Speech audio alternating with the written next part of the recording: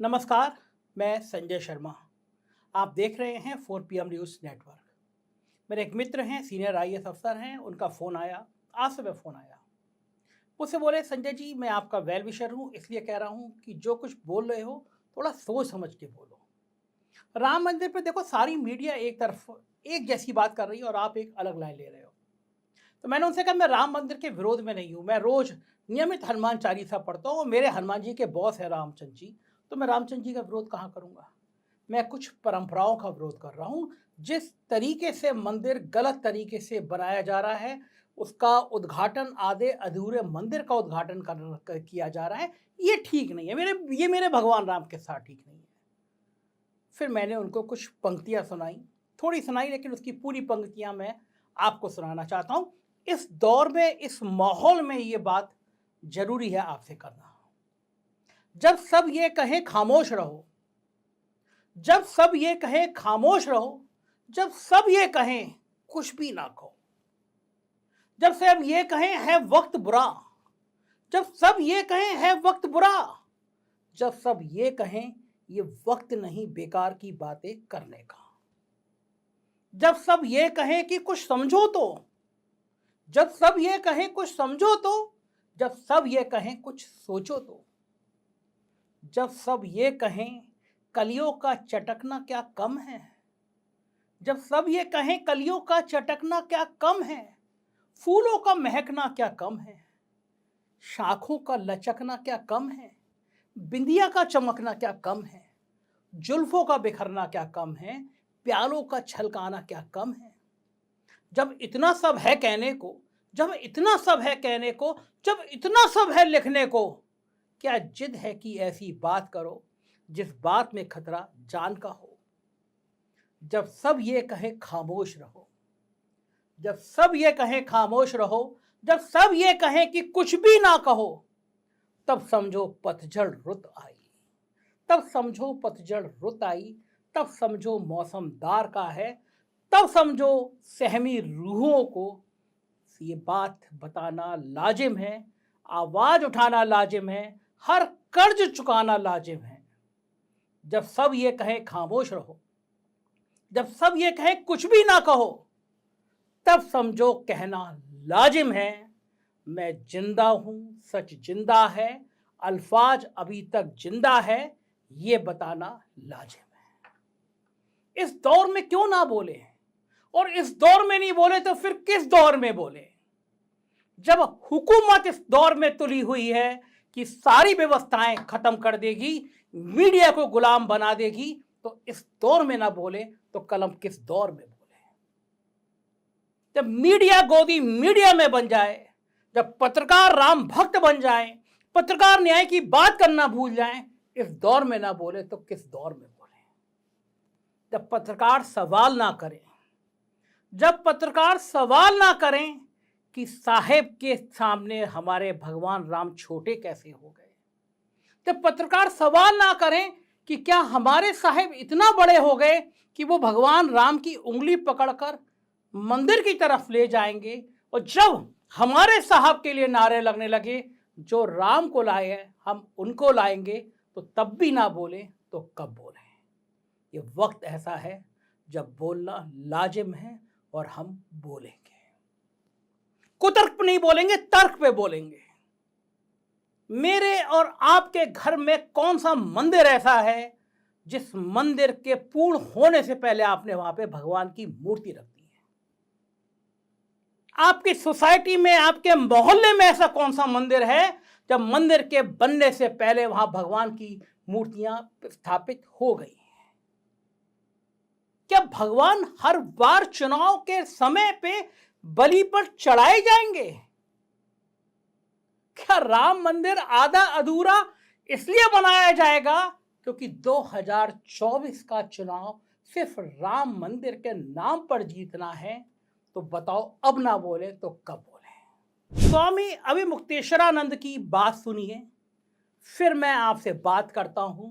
क्या कहा उन्होंने, ये सुनिए। चारों शंकराचार्य वहां पर नहीं जा रहे हैं। कारण क्या है, क्यों नहीं जा रहे हैं? किसी राग द्वेष के कारण नहीं, बल्कि शंकराचार्यों का ये दायित्व है कि वो शास्त्र विधि का पालन करें और करवाएं। अब वहां पर शास्त्र विधि की उपेक्षा हो रही है। सबसे पहली उपेक्षा क्या है कि मंदिर अभी पूरा बना नहीं और प्रतिष्ठा की जा रही है। कोई ऐसी परिस्थिति नहीं है कि अपने को अचानक कर देना पड़े। ये हमको कहना ही पड़ेगा पूछे जाने पर कि ये ठीक नहीं है। अब यही हम कह रहे हैं तो हमको कहा जा रहा है कि ये लोग तो विरोधी हैं, एंटी मोदी हैं। इसमें एंटी मोदी की क्या बात है? हम एंटी मोदी नहीं है, लेकिन हम एंटी धर्मशास्त्र भी नहीं होना चाहते। धर्मशास्त्र के अकॉर्डिंग ही हम स्वयं चलना चाहेंगे और अपनी जनता को भी चलाना चाहेंगे, क्योंकि हमको धर्मशास्त्र से पुण्य पाप का बोध होता है। सुना आपने, मैंने तो ये सुना है, मैंने तो ये पढ़ा है कि हिंदू धर्म की स्थापना ही शंकराचार्य ने की। एक तरह से लोग उनको भगवान का दूसरा रूप मानते हैं, और चारों शंकराचार्यों ने कह दिया कि ये गलत है।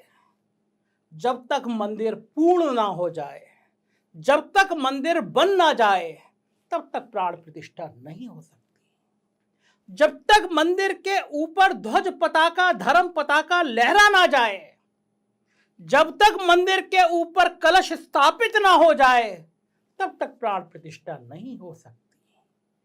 चारों शंकराचार्य ने भगवान राम के प्राण प्रतिष्ठा कार्यक्रम में आने को मना कर दिया। किसी गोदी मीडिया की औकात है, किसी गोदी मीडिया के चैनल में हिम्मत है जो इस विषय पे चर्चा करे कि चारों शंकराचार्य नहीं आ रहे हैं, तो फिर किस बात का कौन व्यक्ति प्राण प्रतिष्ठा कर रहा है? किसने हक दे दिया मोहन भागवत को, और किसने हक दे दिया नरेंद्र मोदी को कि बिना शंकराचार्य के भगवान राम की प्राण प्रतिष्ठा एक ऐसे मंदिर में हो रही है जहां मंदिर बना नहीं? क्या है मोहन भागवत? भारत के राष्ट्रपति हैं।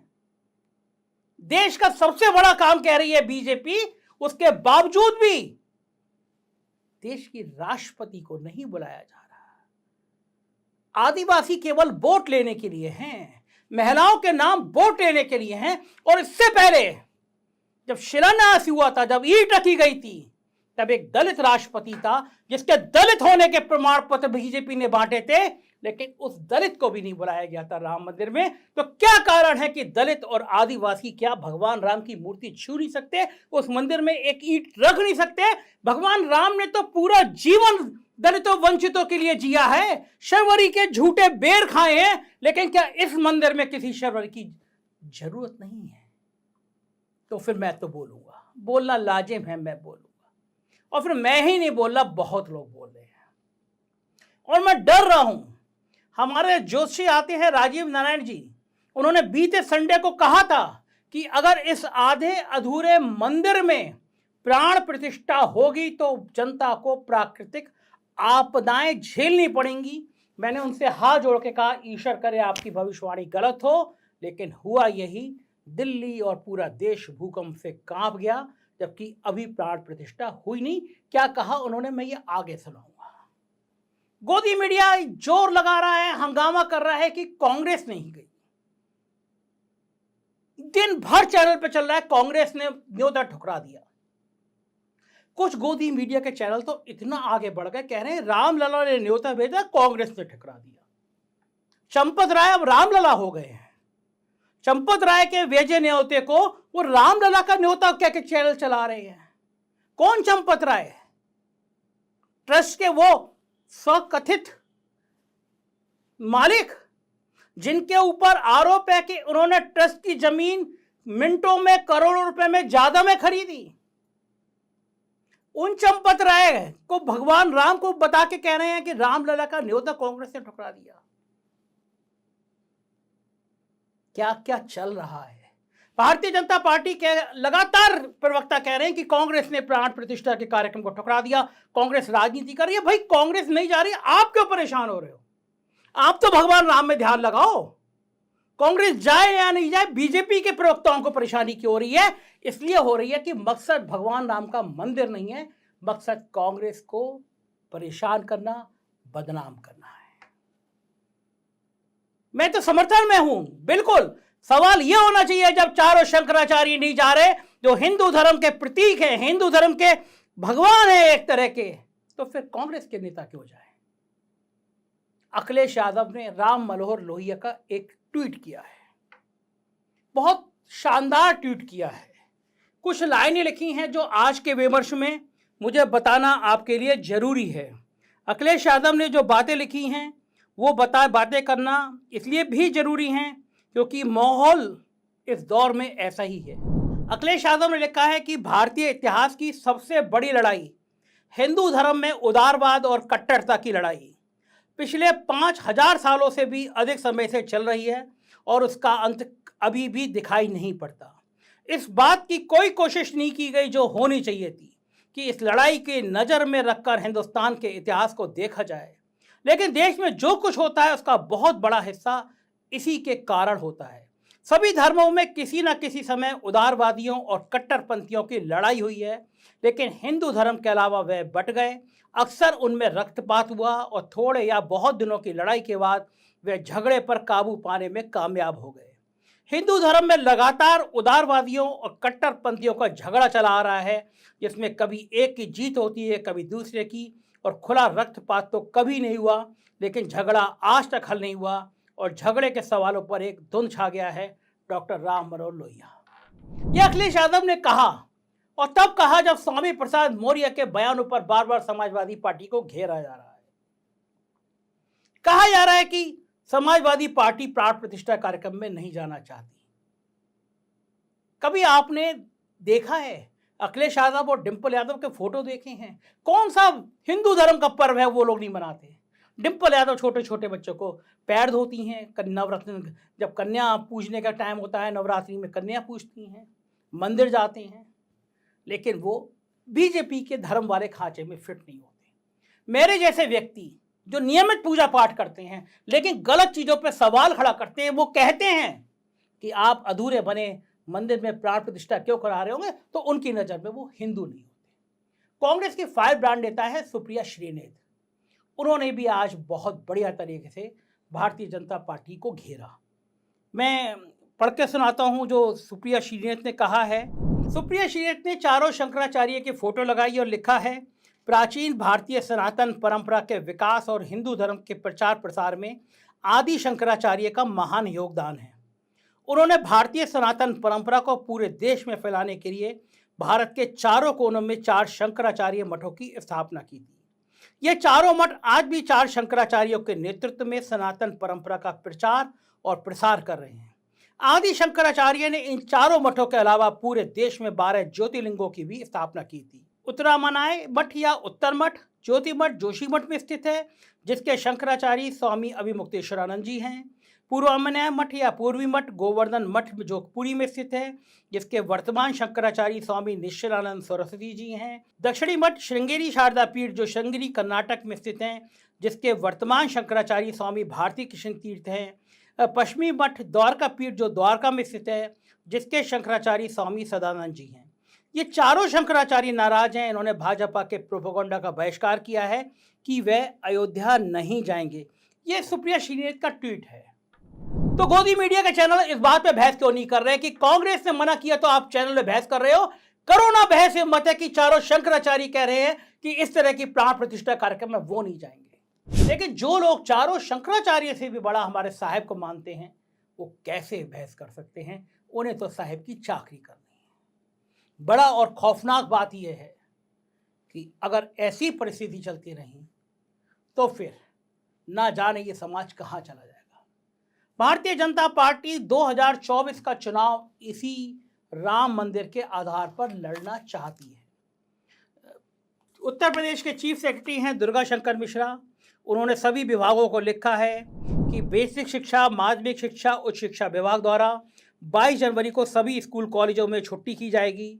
22 जनवरी को पूरे प्रदेश में शराब की दुकान बंद रखी जाएगी। 16 से 22 जनवरी तक एक सप्ताह तक हर देव मंदिर में राम संकीर्तन आदि का आयोजन किया जाएगा। 22 जनवरी को सायकाल हर घर घाट मंदिर में दीपोत्सव का कार्यक्रम किया जाएगा। अयोध्या में सरयू घाट पर दीपोत्सव का आयोजन और उसके पश्चात हरी आतिशबाजी की व्यवस्था की जाएगी। सभी सरकारी इमारतों, स्कूल, कॉलेजों को सजाया जाएगा।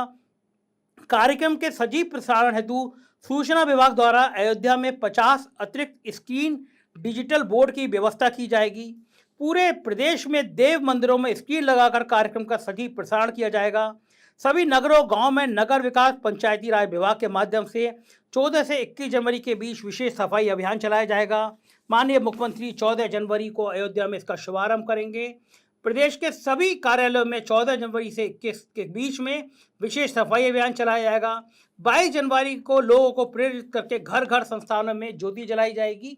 इस तरह के तमाम निर्देश जारी कर दिए हैं। मतलब पूरी सरकार अब दिए जलाएगी, घंटा बजवाएगी, सफाई करेगी, बाकी चीज़ें छोड़ दीजिए। शीत लहर में अलाव नहीं जल रहे हैं, कंबल नहीं बट रहे हैं, इन सब की चिंता छोड़िए, दिए जलाइए। सरकारों का काम ये बचा है? सरकारों का काम मंदिर बनाना और दिए जलाना है, या सरकारों का काम आपकी मूलभूत चीज़ों को लाना है? आपके अस्पताल, आपकी सड़कें, आपकी बच्चों की फीस, ये करना है? दरअसल ये आपके भक्ति काल की परीक्षा का समय है। आप भूल जाइए कि शंकराचार्य कौन होते हैं। आप सिर्फ एक शंकराचार्य को नाम याद रखिए, जिसका नाम नरेंद्र दामोदर दास मोदी हैं। जेपी नड्डा, जिनको देवताओं का देवता कहते हैं, और चंपत राय जी उन्हें भगवान विष्णु का अवतार कहते हैं। सिर्फ वही शंकराचार्य हैं, वही देवता है। इस युग में ये आपको समझाने की कोशिश की जा रही है। इसीलिए दलित और आदिवासी राष्ट्रपति नहीं बुलाए जाते। हमारे देवताओं के देवता सब कुछ कर डालेंगे।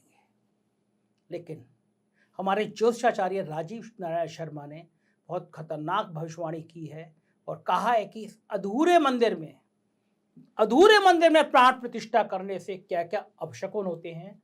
मैं आपको सुनवा रहा हूँ राजीव जी की बात। मैं दुआ करूँगा, प्रार्थना करूँगा कि राजीव जी की भविष्यवाणी गलत हो ना हो। भगवान राम सबके दिल में बसे। भगवान राम हर गरीब, दलित, वंचित के दिल में बसे। भगवान राम को इतने ठाट बाट की जरूरत नहीं है। भगवान राम तो जंगल में रह के, जंगल में मंगल करके रहे हैं, गरीब के द्वारे पे रहे हैं। भगवान राम हमारे और आपके सबके हैं। कम से कम इस बात को सुनिए और फिर जय सिया राम कहिए। सुनिए राजीव जी। एक बात है राजीव जी, अब राम मंदिर की बात हुई है तो उस पर चर्चा कर लें हम लोग की। राम मंदिर की डेट आ गई है, प्रधानमंत्री जी रहेंगे वहाँ पे, प्राण प्रतिष्ठा करेंगे। क्या है मुहूर्त 22 जनवरी का, कैसा रहेगा राम मंदिर का? टोटल आपकी भविष्यवाणी क्या है उसके सीन को लेकर? जी, पहले तो राम मंदिर के जो तारीख के ऊपर आने से पहले मैं बताना चाहता हूं दर्शकों को कि आज राम मंदिर के प्राण प्रतिष्ठा के फंक्शन में जोर शोर से आगे आकर के क्रेडिट लेने के लिए कौन से लोग कर रहे हैं, तो वो कृपया करके देखें कि वो क्या धार्मिक हैं, कि धर्म के मार्ग पर चलने वाले हैं कि अधर्म के। तो मैं एक सिलसिलेवार जल्दी जल्दी से सुना देता हूं। पहलवान लड़कियों के साथ अन्याय करने वाले लोग यही हैं। मणिपुर में भारतीय संस्कृति को शर्मसार करने वाली जो आजाद भारत में अपने आप में पहली घटना हुई कि जहां एक स्त्री को निवस्त्र कराकर सड़क पर प्रदर्शन कराया गया, वो भी इनके राज्य की, इन्हीं लोगों की है। भाजपा शासन के उनसे भी ज्यादा संगीन अपराध में लिप्त केंद्र की सरकार का, उसके नेतृत्व का, जो सैकड़ों हत्याओं के बाद चुप रहा है, वो यही लोग हैं। मध्य प्रदेश में दलित के ऊपर यूरिन करने की जो घटना घटी, वो भी इन्हीं की सरकार थी। उसके बाद उत्तर प्रदेश में चलती ट्रेन में 2 सीनियर सिटीजन के ऊपर यूरिन करने की घटना घटी, वो भी उत्तर प्रदेश इन्हीं की सरकार है। फिर बाद में इन सब घटनाओं में लीडरशिप चुप रहती है। वो महिलाएं कहां चली गई जो उनकी मंत्री होती हैं, वो कुछ नहीं है, वो स्त्रियों को नहीं बोलती हैं। फिर इसके बाद ये कहा गया भी हाल फिलहाल में आपको पता है कितनी बड़ी घटना घटी कि जो बनारस में लड़की के साथ सामूहिक बलात्कार में 3 जो लोग पकड़े गए, वो बेसिकली भाजपा के आईटी सेल के लोग थे। तो अब आप बताइए कि किस तरह के लोग मंदिर के पूजा प्राण प्रतिष्ठा में है, तो इससे क्या भगवान आएंगे क्या? तो ये लोग चिंतन करें कि ये क्या धर्म के मार्ग पर चलने वाले लोग हैं, जितनी सारी घटनाएं मैंने बताई। और आपको पता होगा जानकारी के लिए, मध्य प्रदेश के चीफ मिनिस्टर ने एक अपनी चुनावी रैली में कहा था कि सीता जी का तो तलाक हो गया था और उन्होंने आत्महत्या कर ली थी। मतलब आप मां सीता के लिए ये भावना रखते हो कि तलाक हो गया, तो उस जमाने में डिवोर्स होते थे क्या? और साथ में कह रहे हो कि उन्होंने आत्महत्या कर ली थी। अपमान कर रहे हो, आप भगवान का अपमान कर रहे हो। इसके साथ उन्हीं महोदय का जब वो जीतने के बाद जुलूस निकला, तो आप लोगों ने देखा था, किसी आपके यूट्यूबर ने उस पर प्रोग्राम भी किया था कि वो हनुमान जी को क्रेन से, एक हनुमान जी का वो रूप धर के क्रेन से माला डलवा रहे। मतलब लानत है, अरे अरे भाई उत्तर भारतीय लोगों, तुम्हारी बुद्धि कहाँ भ्रष्ट हो चुकी है कि तुम हनुमान जी का इतना अपमान करोगे कि वहां एक मानव के गले में माला डालने के लिए आएंगे। नाश होगा तुम लोगों का सबका। मेरा आज ये मन से दुखी होकर के, क्योंकि हनुमान जी की भक्ति के लिए मैंने बैंड बजाई थी एबीपी न्यूज चैनल पर, संत महात्माओं की भी, भाजपा वालों की भी। आप लोगों का विनाश निश्चित है, क्योंकि आपने हनुमान जी का भी निरंतर अपमान किया है। कभी दलित बता देते हो, कभी आप जो है उनको कह देते हो बजरंग दल से तुलना कर देते हो, और कभी आप एक साधारण से आदमी के ऊपर माला डलवाते हो, वो भी क्रेन में लटका के आदमी को। तो बड़ा दुखद बात है। अब आपको मैं बताता हूं, जो लगन के जो समय की बात है, 22 जनवरी का मुहूर्त जो है अपने आप में कोई बहुत अच्छा मुहूर्त नहीं है। क्योंकि हम जब कुंडली की बात करते हैं, तो ये मंदिर कहां बन रहा है, ये दर्शक ये जाने, ये मंदिर जो है भारतवर्ष में बन रहा है। ये भारत की कुंडली है। इस भारत की कुंडली में बृहस्पति 12वें घर में, जो सनातन धर्म के कारक हैं, ये अगर इस जगह पर आते, लगन में आते, तो जो कि अप्रैल के आखिरी हफ्ते में आएंगे, उसके बाद का ज्यादा अच्छा मुहूर्त होता। अब मैं उस मुहूर्त की खामियां इसलिए बताता हूं, ये किताब में दिखा रहा हूं दर्शकों को, क्योंकि मैंने स्वयं एक प्राण प्रतिष्ठा कराई है और उसमें पूरा शामिल रहा हूं। पूना में एक हनुमान जी का और राम सीता का मंदिर। तो ये वास्तु मीमांसा है। इस वास्तु मीमांसा में एक पूरा का पूरा चैप्टर है देवालय निर्माण का। शिलान्यास है देवालय निर्माण का। ये निर्माण, उसके अंदर जो सिद्धांत इसमें वायलेट हो रहे हैं, वो इसलिए क्योंकि मैंने आपके दर्शकों को वचन दिया था कि मैं इस पे एक प्रोग्राम करूंगा। तो देखिए, भारत की कुंडली का 12वां हाउस, दूसरा, जिस लगन में ये प्राण प्रतिष्ठा हो, वो स्थिर लगन नहीं है। जबकि प्राण प्रतिष्ठा के लिए स्थिर लगन मतलब, स्थिर लगन का मतलब वो चीज रुकनी चाहिए। मतलब भगवान अगर हमारे आए तो भगवान का आशीर्वाद वर्षों तक, सेंचुरीज तक मिलता रहे। तो इसलिए स्थिर लगन की व्याख्या की गई है। वो स्थिर लगन नहीं है, ये चर लगन में प्राण प्रतिष्ठा करने जा रहे हैं। विष्णु या उनके अवतारों के लिए कन्या लग्न, स्थिर लग्न में सभी बड़ी देवताओं की प्रतिष्ठा, और चर लग्न में छोटे देवताओं की जाती है। चर लग्न में करें छोटे देवताओं, जैसे क्षेत्रपाल है, दिक्पाल है, नाग देवता है, यक्ष है, ग्राम देवता है, स्थान देवता है। इनके इनके जो है प्राण प्रतिष्ठा चर लग्न में की जाती है। एक इंपॉर्टेंट चीज बता दूं, इसी में मैंने नोट्स बनाए थे। समय शुद्धि और मंत्रों के जानकार, ज्योतिष का संपूर्ण ज्ञान रखने वाले इस प्राण प्रतिष्ठा में शामिल होने चाहिए। क्योंकि जो प्राण प्रतिष्ठा विषय है, दर्शकों को मैं बताना चाहता हूं, ये ज्योतिष का सब्जेक्ट है। क्योंकि काल की गणना है ना, और काल की गणना करने का अधिकारी केवल ज्योतिषी है। भगवान में विश्वास करने वाला होना चाहिए।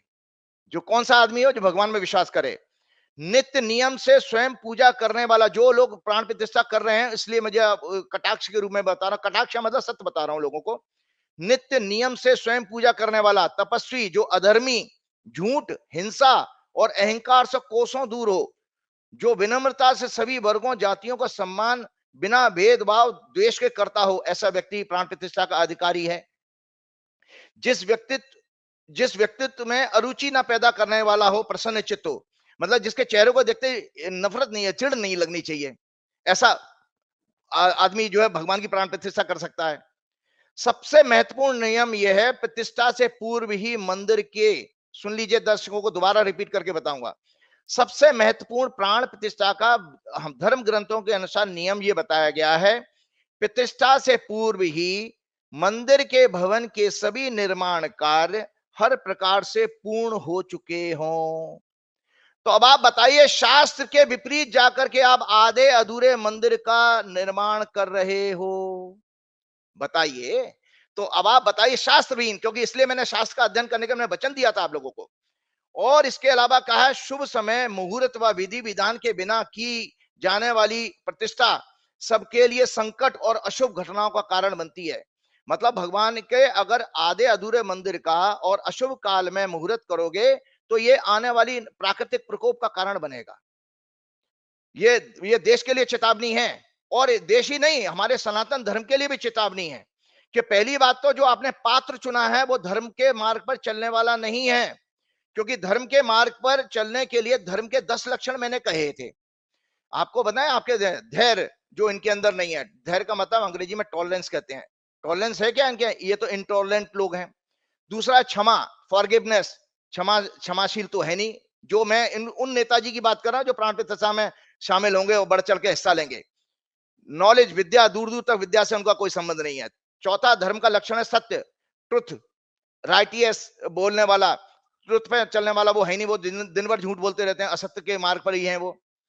क्रोध ना करना, वो उनके हमेशा भ्रकुटियां तनी रहती हैं। वो तो राजस्थान में भाषण में कह रहे थे कि ऐसा बटन दबाना कि फांसी लग जाए। ये सातवां है मन को कंट्रोल करना, उनका मन उनके बस में है नहीं। वो तो आप बता रहे कहां पर लक्षद्वीप में कहां पर वो समुद्र किनारे बैठे मौज कर रहे हैं, तो उनके मन पे कंट्रोल कहां है, भोगी हैं। चोरी ना करना, नाना प्रकार के आप जब पुरानी गवर्नमेंट की पॉलिसीज को लेकर कट एंड पेस्ट करके चलाते उसको चोरी कहा जाता, तो चोरी करने में भी उनका है, क्योंकि सारे चोर तो उनकी तरफ चले गए ना, जितने भी भ्रष्ट लोग हैं उनकी पार्टी में चले गए। तो आपकी आपकी विश्वास होगा चोरी करने में, तभी तो आपने उन लोगों को जोड़ा अपने साथ, तो वो भी अधर्म का लक्षण है। ये मैंने धर्म के 10 लक्षण से बताया कि दर्शक खुद चिंतन करें, क्या ऐसा व्यक्ति धर्म के मार्ग पर जो नहीं चलता है, एक भी गुण को नहीं पालन करता है, वो भगवान राम के मूर्ति को स्पर्श कर सकता है क्या? भक्ति तो सब कर सकते हैं, देखिए भक्ति तो राक्षसों ने भी की है, और आप कहीं से, लेकिन प्राण प्रतिष्ठा नहीं कर सकते आप। प्राण प्रतिष्ठा के लिए कहा जाता है वो जिंदगी में कभी झूठ ना बोला, जिसने पाप ना किया हो कभी। एक्सटर्नल एंड इंटरनल प्यूरिटी वो है ही नहीं उन नेताजी के अंदर। वो अंदर से इतने काले हृदय के हैं कि दिन भर वो कोसते रहते हैं लोगों को। विपक्ष को तो दुश्मन मानते हैं, तो आपका हृदय काला है तभी तो आप विपक्ष को दुश्मन मान रहे हो। और 10वां लक्षण जो कहा गया है वो ये कहा गया है कि इंद्रियों पर कंट्रोल। वो तो भोगी है भैया, कहाँ इंद्रिय, वो एक ही आपने बताया कि वो समुद्र के किनारे बैठे बैठे ही उन्होंने ड्रेसेस बदल ली। तो इन सब चीजों में देखा जो पात्र चुना गया वो भी धर्म शास्त्रों के अनुसार नहीं है, जिसने प्राण प्रतिष्ठा करनी है, मुख्य जिसको निमंत्रण दिया गया है, वो सारे के सारे धर्म के 10 लक्षणों को वायलेट कर रहा है, अधर्मी हो गया वो। और एक और है, यदि प्रतिष्ठा कार्य त्रुटिपूर्ण हो तो वो लोगों के लिए सबसे बड़े शत्रु का कारण बनता है। ये धर्म शास्त्रों की मैंने व्याख्या आपके लिए सामने इसीलिए कर दी। एक और चीज बताता हूं दर्शकों को। अक्सर दर्शकों ने मेरे से पूछा था कि आचार्य जी क्या ऐसा नियम है कि विवाहित लोगों को ही अनुष्ठान करने चाहिए? वो उसका शास्त्रीय एक उदाहरण भी बताता हूं कि राम जी जब सीता जी रावण के पास थी, और एक बार तो वो उस समय अनुष्ठान किया था रामेश्वरम लिंग का, रामेश्वरम का जब उन्होंने स्थापना की। दूसरी बार घटना आती है जब सीता जी को उन्होंने एक धोबी के कहने से वाल्मीकि जी के आश्रम में भेज दिया था। तो उस समय अकेले थे, तो उनको एक अश्वमेध यज्ञ करना था। तो वहां सीता जी की स्वर्ण की प्रतिमा बना करके महर्षि वशिष्ठ ने कहा था कि भाई राजन जो है आपका अनुष्ठान पूर्ण नहीं माना जाएगा अगर पत्नी नहीं होंगी आपकी। अगर आप मैरिड हैं तो बिना पत्नी के पूर्ण नहीं होता कोई भी अनुष्ठान, हमारे आपके घरों में भी। तो उसमें राम जी ने स्वर्ण की सीता बना करके वो अश्वमेध यज्ञ पूरा किया था। अब यहां पर जिन नेताजी को आगे किया गया है वो तो एफिडेविट दे चुके हैं, वो तो विवाहित हैं। तो एक विवाहित व्यक्ति बिना पत्नी के उन्होंने शिलान्यास क्यों कर दिया? तो ये शास्त्र का आपने उल्लंघन किया है। शास्त्र कहता है कि विवाहित जीवन का व्यक्ति ही किसी सामाजिक अनुष्ठान को कर सकता है। तो वो आपने विवाहित होते हुए पत्नी को नहीं ला रहे हैं, तो आप दूर बैठ करके तो बैठ सकते हो, पार्टिसिपेट कर सकते हो। या तो राजनाथ सिंह करते या गडकरी जी अपनी पत्नी के साथ करते। अगर आपको कोई परहेज है अपनी पत्नी से, नफरत है, चिढ़ते हो, कोई और द्वेष रहा होगा अपनी पत्नी से, तो उसमें आपको नहीं करना चाहिए, तो दूसरे लोगों को करना चाहिए। और उसका शास्त्रीय कारण मैं बता देता हूं। शास्त्रीय कारण यह है कि हमारे वेदों के अनुसार 4 जो पुरुषार्थ माने गए हैं। क्यों गृहस्थ जीवन में कहा जाता है, इसलिए दर्शकों को लॉजिक है वो ज्ञान देना मेरा जरूरी था कि धर्म, अर्थ, काम और मोक्ष, ये जीवन में 4 एक्ट हैं जो मनुष्य को करने चाहिए। वेद संदेश देते हैं, आदेश देते हैं, सॉरी संदेश नहीं आदेश देते हैं। तो धर्म, और इसीलिए हमारे विवाह में जो शादियां होती हैं उसमें मुख्य रूप से 4 फेरे होते हैं। धर्म 4 फेरे होते हैं, एक धर्म का, एक अर्थ का, एक काम का और चौथा मोक्ष का। जिसमें आपको पता है 3 फेरों में लड़की आगे रहती है और एक फेरे में लड़का आगे जाता है। ये 4 फेरों का कहानी है। फेरे तो 7 होते हैं फेरे तो। नहीं 7 नहीं, नहीं वो पता नहीं, ये पंजाबियों लोगों ने बड़ा ऐड कर दिए हैं, बाद में डिस्टॉर्ट हो गया, बिगड़ गया। 4 फेरे जब तक पूरे होंगे फेरे 7। नहीं वो गाना ये सब बाद में, ये मॉडर्न टाइम में शास्त्र बड़ा बिगड़ गया। पंडित जी हमारी शादी हमारे पंडित जी ने भी 7 फेरे कराए थे। हाँ, वो हमारे भी कराए होंगे, हमारे भी कराए, लेकिन 4 फेरे होते हैं धर्म जो वेदों के अनुसार, क्योंकि जो संस्कार है ना 16 संस्कार में 13वां संस्कार विवाह संस्कार है। सीक्वेंस में पहला गर्भाधान संस्कार है कंसीविंग का, उसके 16 संस्कार को मानने वाला ही सनातनी कहा जाता है। जिस तरह से हमारे मोदी जी कहते हैं सनातन धर्म खत्म हो रहा है, उनसे पूछा जाए तुम 16 संस्कार पालन करते हो क्या? या जितने भी आरएसएस और बीजेपी वाले करते हैं सब तो अविवाहित हैं। तो जब वेदों का तुम 13वां संस्कार विवाह का संस्कार ही पालन नहीं कर रहे, तो फिर आप सनातन धर्म के कैसे हो गए? इन भाजपा वाले लोगों से पूछो, आरएसएस के लोगों से पूछो, जब वेद का 13वें नंबर का संस्कार विवाह संस्कार ही नहीं किया, शादी नहीं करोगे, तो सनातन धर्म कैसे हो गया? एक संस्कार टूट गया ना। तो सनातन धर्म में 13वां संस्कार में 4 फेरे ही कहे गए हैं। तो इसीलिए धर्म अर्थ काम मोक्ष, तो जो अर्थ और काम है वो सांसारिक है, धर्म जो है और मोक्ष जो है स्पिरिचुअल है। तो इसलिए मैं आपको बताना चाह रहा हूं कि चूंकि उसमें संतान उत्पत्ति आती है, भाई अर्थ और काम, काम शब्द बेसिक से माना गया गृहस्थ जीवन की चीज से, तो चूंकि उसमें संतान उत्पत्ति आती है तो उसके लिए मैरिड होना जरूरी है।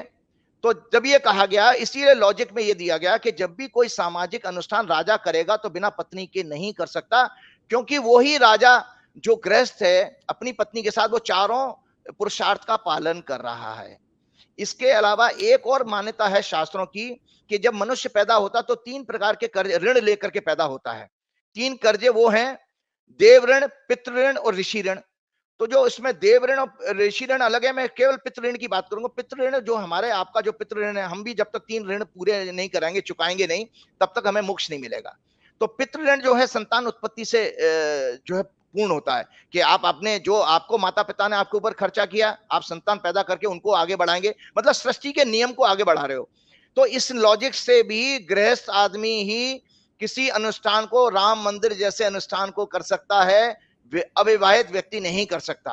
अब इसमें एक मान्यता आती है जो शंकराचार्य जी की बात आपने कही थी। जब ईशा से 500 साल पहले शंकराचार्य हुए हैं, लगभग 500 साल पहले, उस समय में बौद्ध धर्म और जैन धर्म हावी हो गया था, सनातन धर्म कमजोर हो चुका था, लोग सनातन धर्म से भागने लगे थे। तो उस समय केरल के एक छोटे से लड़के ने, वो टीनेज में थे, 16-17 साल की एज में तो चले गए वो वहां से केरल से पदयात्रा शुरू करी और उन्होंने हर जगह पे जगह बौद्ध धर्म के, जैन धर्म के आचार्यों को शास्त्रार्थ में हराया, डिबेट में हराया और सनातन धर्म की स्थापना की। उसके नाते फिर वो जो मैंने अपने प्रोग्राम में पहले ही कह दिया था, उन्होंने चारों दिशाओं में 4 धाम स्थापित किए। तो सनातन धर्म संस्कृति के अनुसार जो सर्वोच्च पद है किसी आचार्य का, वो 4 शंकराचार्य हैं। तो ये जो अगर अविवाहित व्यक्ति कोई प्राण प्रतिष्ठा कर सकता है राम मंदिर जैसे किसी बड़े मंदिर की, तो वो केवल और केवल अविवाहित व्यक्ति शंकराचार्य हो सकते हैं। या तो इस प्राण प्रतिष्ठा को शंकराचार्य करते, तो इसमें वायलेशन क्या हो रहा है? सबसे बड़ी बात कि शास्त्र ये कहता है कि अधूरे मंदिर में प्राण प्रतिष्ठा नहीं की जा सकती। दूसरी बात है कि विवाहित व्यक्ति ही करेगा, अगर अविवाहित है तो संत करेगा। मतलब केवल संत और महात्मा, उत्तर प्रदेश के संत महात्मा नहीं, शंकराचार्य, नकली शंकराचार्य भी बहुत हो गए, संजय जी बहुत ज्यादा हो गए हैं। लेकिन राजीव जी द्वारा ही होना चाहिए। राजीव जी कई शंकराचार्य ने विरोध किया है कि हम वहां जाएंगे नहीं क्योंकि प्राण प्रतिष्ठा करेंगे, मोदी जी छुएंगे मूर्ति, मोदी जी हम आकर ताली बजाएंगे। मैं कल देख रहा था कई 2-3 शंकराचार्यों का नाम आए थे, उन्होंने विरोध कर दिया, हम जाएंगे नहीं वहां पे। बिल्कुल सही कहा ना, मैंने आपको बताया ना, मैंने मोदी जी का मैंने नाम नहीं लिया था, मैंने बताया कि इन नेताजी ने धर्म के एक लक्षण का तो उनके गुण नहीं है, एक भी लक्षण नहीं है इनके अंदर, एक भी गुण नहीं है धर्म का, तो उस नाते तो अधर्मी हो, तो अधर्मी व्यक्ति राम का प्राण प्रतिष्ठा कैसे कर सकता है? अच्छा मान लीजिए कि क्या जैसे मान लीजिए राजीव जी मंदिर नहीं बना वहां पे, आप कह रहे हैं कि बिना मंदिर पूरा बने प्राण प्रतिष्ठा नहीं हो सकती, उसके अपशकुन होते हैं, तो मंदिर तो नहीं बना, अधूरे मंदिर में प्राण प्रतिष्ठा हो रही है, तो इसके अपशकुन क्या क्या होते हैं, खराब चीजें क्या क्या आती हैं? प्राकृतिक प्रकोप, इसमें हमारे शास्त्रों में ये माना गया, नाना प्रकार के भूकंप आना, लोगों के महामारी से मर जाना, या बाद में जैसे आपको पता पुराना मंदिर भी किसी राजा ने बनाया था जो टूट गया था, तो किस तरह की कोई दुर्घटनाएं हो सकती हैं। तो ये ऐसे बियॉन्ड जो मनुष्य के जो बियॉन्ड जो सफरिंग्स होती हैं, वो उस तरह के कष्ट आते हैं। और सबसे बड़ी बात है कि आपको मैंने बार बार गीता कोट की है, बार बार गीता में लेके, यहां पर भी गीता लेके आया हूं, उड़ीसा में भी। तो गीता के देखिए 17वें अध्याय में भगवान ने 18वें श्लोक में कहा है, 17वें अध्याय के 18वें श्लोक में भगवान कहते हैं, जो तप, मतलब ये पूजा पाठ जो कर रहे हैं, अनुष्ठान, खूब मार्केटिंग की जा रही है, उसको वोट भी मांगेंगे उसके लिए, वो सभी जानते हैं। जो तप, सत्कार, मान और पूजा और अभिमान के लिए या अन्य किसी स्वार्थ के लिए स्वभाव से, पाखंड से किए जाते हैं, वे अनिश्चित एवं क्षणिक फल देने वाले राजसी कहे गए हैं। क्षणिक और मतलब जो है क्या नाम, अनिश्चित होते हैं, फल देने वाले होते हैं, खुश हो जाएंगे बस। तो लिखें, अंग्रेजी में कहा गया, the austerity which is perform for the sake of renown, honour और एडोरेशन, जो मोदी की आदत हो गई है कि महिमा मंडन कराना, as well as for any other selfish gain. Political gain होता है ना, राजनीतिक गेन उठाएंगे तो सेल्फिश गेन हो गया। Selfish gain either in all sincerity or by way of ostentations and yield an uncertain and momentary fruit has been spoken of here। तो भगवान स्वयं कह रहे हैं कि ये जो अनुष्ठान पाखंड के लिए किया जाता है, पाखंड मतलब दिखावा, मीडिया प्रचार वगैरह, इसे पाखंड कहा जाता है, और जिसमें शास्त्र का पालन ना हो, जो मैंने अपने सारे सिद्धांत आज आपको डिटेल में बता दिया आपके दर्शकों को, कि वो सारे के सारे वायलेट हो रहे हैं, और आप जो है ऐसा काम करने जा रहे हो कि जो इतिहास में हमारे लिए बड़ा, सनातन धर्म के लिए बड़ा अपमानजनक स्टेज तैयार करेगा। दुखद है, बहुत दुखद है। ये आयोजन केवल शंकराचार्य, ये मतलब दो चीजें मैं समअप करता हूं टोटल, कि या तो शंकराचार्य करते, मोदी जी विवाहित हैं, और या तो पत्नी को लाके करें, और दूसरा सबसे इंपॉर्टेंट था, पूर्ण मंदिर होने पे होना चाहिए था। आपको पता है मंदिर की मंदिर पे कलश स्थापना होती है, उसमें ध्वज लगता है, तब मंदिर पूर्ण माना जाता है।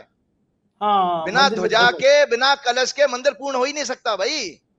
बिल्कुल ठीक बात। आप वहां पे जब आप देखिए कि वहां पर लोहे की वो क्या जो कंस्ट्रक्शन में लगती हैं, वो सारी सरिया वरियां लगी पड़ी हैं उस मंदिरों में, तो पूरे उसमें आप प्राण प्रतिष्ठा कर, वो सिर्फ इसलिए कर रहे हो क्योंकि जो षड्यंत्र आपको 2024 के चुनाव के लिए करना है, उसमें राम जी का वो ढाल बना करके आप यूज करोगे, क्योंकि अगर वो 3 महीने बाद होगा तो फिर वो आप आचार संहिता लग जाएगी। सुना आपने राजीव नारायण शर्मा को, दिल दहलाने वाली बात है। मैं दुआ करूंगा कि ऐसा कुछ ना हो, सब खुशी खुशी हो जाए, सब खुश रहें, सब प्रसन्न रहें, और हम सब लोग जय जय सिया राम करते रहें।